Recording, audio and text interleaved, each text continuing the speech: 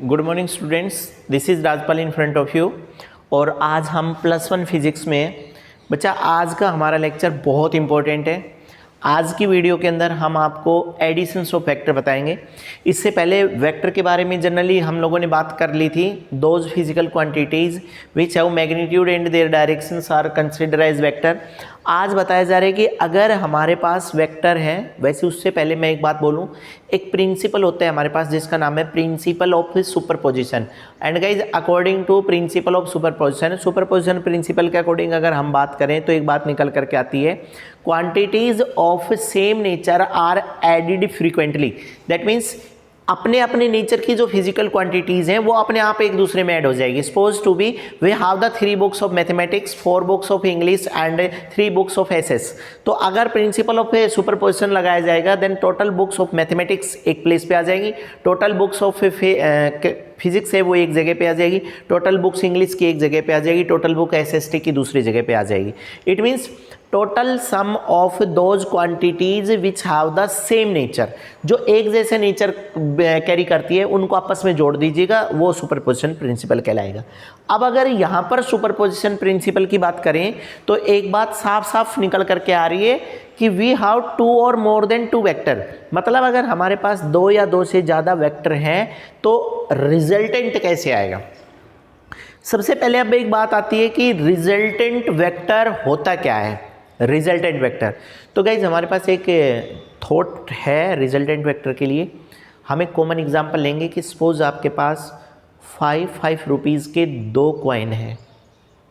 ध्यान से सुनिएगा, अगर आपके पास 5 रुपीज़ के 2 कॉइन हैं, अगर हम आपसे 2 कॉइन 5 रुपीज़ ले लें और आपको एक 10 रुपीज़ का कॉइन दे दें, then 10 rupees coin acts as the resultant for you. वो आपके लिए एक रिजल्टेंट होगा। क्यों? क्योंकि आपके पास टोटल अमाउंट 5 रुपीज़ के 2 कॉइन थे, आपने वो रख करके एक 10 रुपीज़ का कॉइन ले लिया। Hence guys 10 rupees coin act as the resultant for 2 5 rupees coins. समझ में आ गई? इसी तरह से अब कह रहे हैं कि सपोज टू बी हम ये तो सीधा ऐड कर दिया। अब अगर हमारे पास 2 वेक्टर हैं, 2 और मोर देन 2 वेक्टर, तो कह रहे गाइज अगर हमारे पास 2 या 2 से ज़्यादा वेक्टर हैं और वेक्टर किसी एंगल के ऊपर दिए गए हैं, आप उनका रिजल्टेंट कैसे निकालेंगे। तो अब हमारे पास से पहला जो आया है एडिशन, बहुत अच्छा है गाइज, हर बार क्वेश्चंस मिलते हैं। Triangle law of vector addition.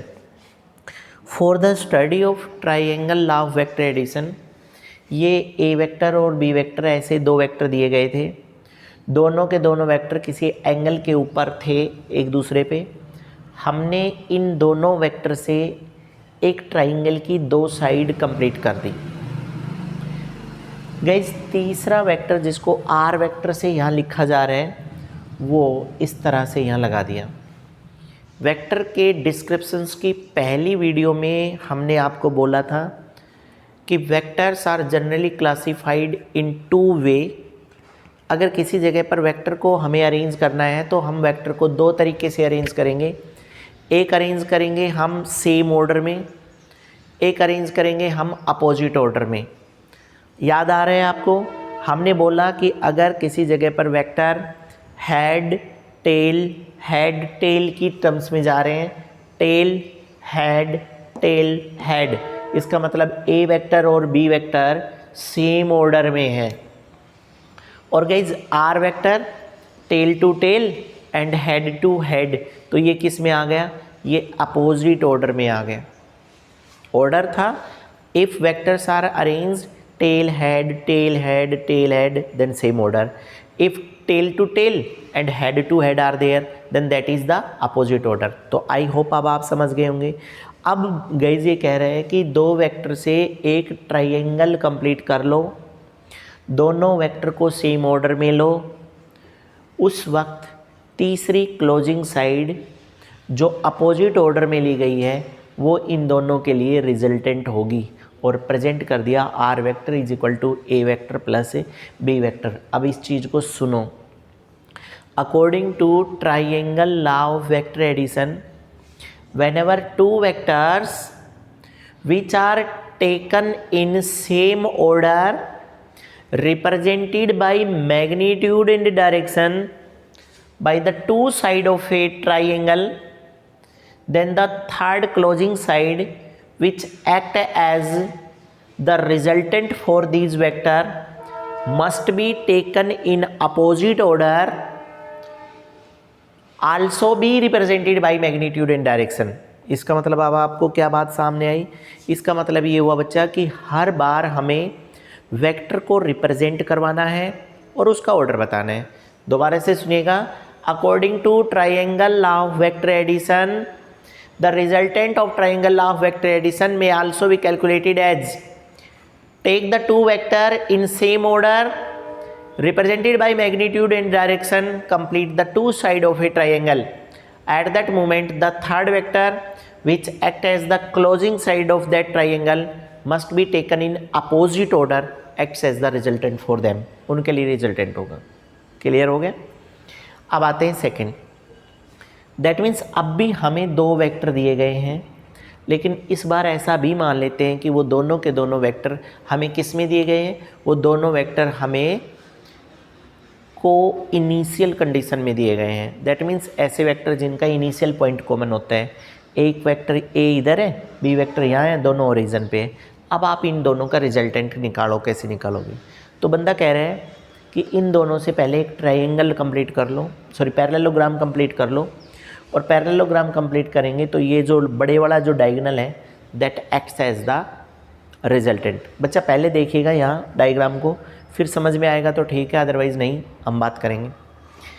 With the help of two vector complete a parallelogram, एक कंप्लीट करिएगा पैरेललोग्राम को, and the largest diagonal which pass through the angle between both the vector are acts as the resultant for these. A vector और B vector दोनों के लिए ये जो largest diagonal है that act as the resultant, ये resultant की तरह से एक्ट करेगा। क्लियर हो गया? अब आप देखिएगा, मैं एक बात को फ्रीक्वेंट बोलूँगा, आप मुझे बताइएगा कि आपको वो बात समझ में आई या नहीं आई। In case of a parallelogram law of vector addition, actually the two triangle law of vector additions are consider there. In the category of parallelogram law of vector addition, actually the two triangle law of vector additions are concept there. आप देखिएगा एक नीचे एक triangle इधर है और दूसरी triangle हमारे पास यहाँ है, तो क्या होगा? पहले वाली ट्रायंगल में अगर रिजल्टेंट निकालें तो देखिएगा ए वेक्टर और बी वेक्टर, इन दोनों के लिए ये रिजल्टेंट हो गया। इसी तरह से ऊपर ये वाला वेक्टर और ये, इन दोनों के लिए ये रिजल्टेंट हो गया। Hence we can conclude that in case of a parallelogram law of vector addition, the two triangle law of vector addition are coincide with each other, आपस में जुड़ जाएंगे, कटे हुए हैं, and they will combinedly constitute and makes the parallelogram law of vector addition. इसका मतलब ये हुआ अभी तक हमारे पास दो वेक्टर दिए गए थे हमें, और हमसे पूछा जा रहा था कि टू वेक्टर्स आपके पास हैं और आप उन टू वेक्टर्स का क्या करेंगे? आप उन टू वेक्टर्स का एडिशंस करके दिखाएंगे। अब गाइज राइटर कह रहे हैं कि suppose we have more than two vectors, अगर हमारे पास दो या दो से ज़्यादा वेक्टर ऐसे दिए हुए हैं, अब हम क्या करेंगे? तो गाइज एक लॉ का एक नया नाम दे दिया, and that is the polygonal law of vector addition. Polygonal law of vector addition, सबसे पहले तो कह रहे हैं इन सारे वेक्टर्स को suppose A B C D दिया हुआ है या ए बी सी डी ई दिया हुआ है, तो सबसे पहले कह रहे हैं कि first of all complete an open polygon with the help of these vector. A vector ये ले लिया, बी वेक्टर इसके ऊपर, सी इसके ऊपर, डी इसके ऊपर, ओपन पॉलीगॉन ले लीजिएगा। अब कह रहे हैं in case of polygon law of vector addition complete a open polygon with the help of given vectors taken in same order represented by magnitude and direction, then their last closing side vector which is taken in opposite order represented by magnitude and direction acts as the resultant for that, वो उसके resultant के बराबर आएगा। Now the issue is there यहाँ पर इस जगह पर हमने बोल दिया था how the parallelogram law of vector addition are completed there. हमने बता दिया रिजल्टेंट है, एक्चुअल में दो ट्राइंगल लॉ आपस में जुड़े और उन्होंने एक parallelogram law of vector addition कर दिया। आप लास्ट तक सुनते जाइएगा गाइज, एक बहुत अच्छा कंक्लूजन निकालेंगे। अब इसके अंदर देखिएगा, अक्सर पूछा जाता है कि prove the polygon law of vector addition. आप polygon law of vector addition को प्रूव कर दीजिएगा। देखो पहले एक इस पॉइंट पर डॉटेड लाइन से मीट कर दिया, एक इस लाइन पे। इस लाइन पर जो रिजल्टेंट है उसको मैंने R1 बोल दिया।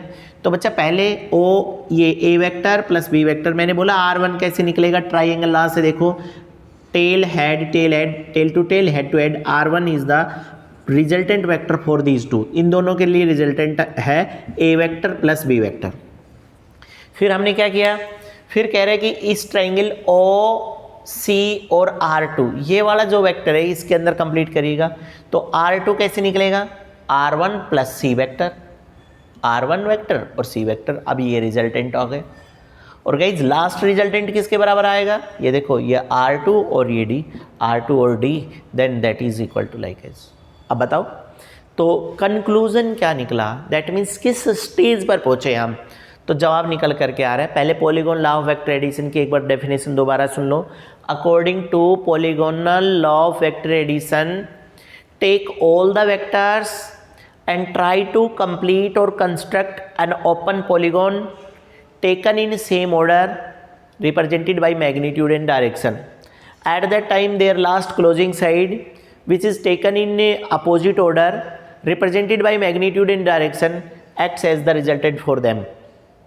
और ये मैंने प्रूफ दे दिया। अब लास्ट में बंदा कह रहा है कि आप किस निचोड़ पर पहुँचे। तो हमारे पास एक बात निकल करके आ रही है और वो है guys, ultimately in the last we can say that triangle law of vector addition is the real law of vector addition। दोबारा से सुन सकते हैं, triangle law of vector addition is the real law of vector addition। ये real law है vector additions के लिए। क्यों, आपके सामने है, because with the help of triangle law of vector addition, triangle law of vector addition यहीं से प्रूव हो रहा है, parallelogram law of vector addition भी यहीं से प्रूव हो रहा है, and polygonal law of vector addition भी triangle law of vector addition से प्रूव हो रहा है। Hence in the last week से triangle law of vector addition is the real law of vector addition. Guys take a screenshot, आप screenshot ले लीजिएगा lecture के।